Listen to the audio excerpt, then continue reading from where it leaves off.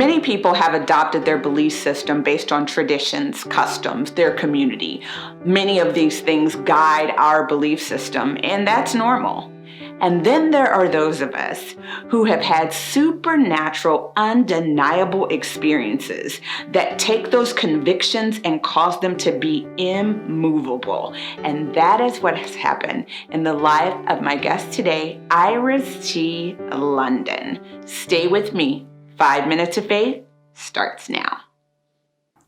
I am Iris T. London, a personal trainer, fitness coach, singer, and actress, and I'm on 5 Minutes of Faith with Claudia Parker. Although I had all the friends in church and great friends at school, I also had an insecurity about being my skin complexion, because it was always one of those things that even when we would go out, the guys would always cater to the lighter complexion friends of mine. And so I had these insecurities. I felt like because I was the darker one and I was tall, that if I dressed a certain way, I can gain the attention of guys. So I was trying to find fulfillment through relationships. So if I dress this way, I can get, certain types of attention. But trust me, it wasn't the attention that I truly needed. And one particular thing that happened to me, I remember meeting a guy, and he was so pretty much infatuated. I was a summer bunny, so I had my little Daisy Dukes on, and just think I thought I was living my best life at the time and doing my own thing. But we began to talk, and we went out on a date, and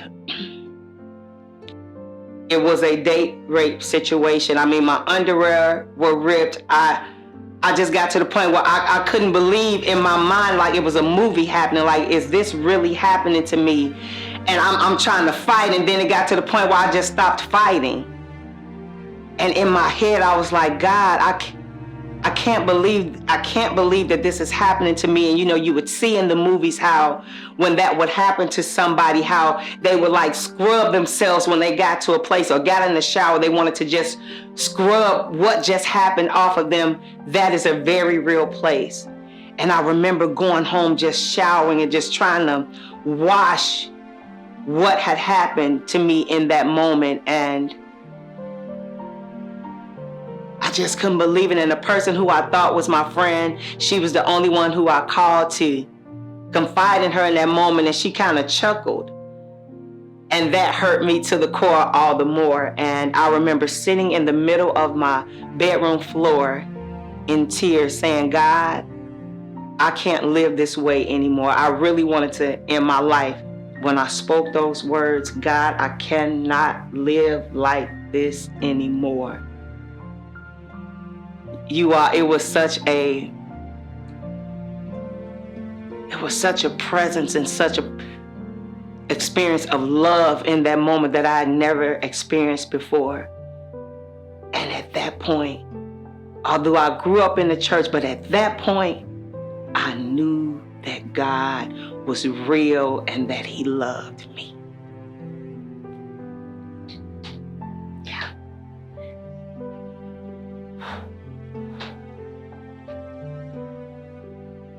So grateful that He loved me through that. And from there, as I learned more about Him, I learned to literally just hear His voice and just knowing His word and His presence from there, just leading and guiding me. At that point, I started asking Him about everything, every decision I needed to make. Okay, God, is this the right decision or not? Even when I partied, I was not one who drank or smoked. I would dance all night long and literally would go to the bar like, can I have some water, please? Can I have some ice water? So, and as I would dance, it was amazing because even in the clubs, people would just surround me and watch me as I danced, and I would just be zoned out. Like, I got so much joy in dance. So after going through this experience and knowing that God loves me, I'm like, okay, God, what is it that I could do for you? How can I serve you? Like, you've given me this gift. How can I serve you? And I'll never forget, at the church that I grew up in, there was this dance ministry, and the ministry of dance in church was definitely not popular at all at that time. So I had never seen dance before in the church. And there was a dance ministry that came, and they weren't just waving flags. I mean, they were like Alvin Ailey type modern ballet skilled dancers, and I remember sitting there in awe, and I knew at that moment, God, that's what I'm supposed to do.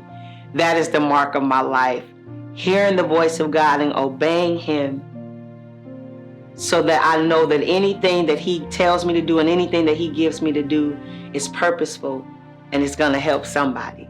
I'm already accepted. I'm already loved. Use me, God. I'm a vessel.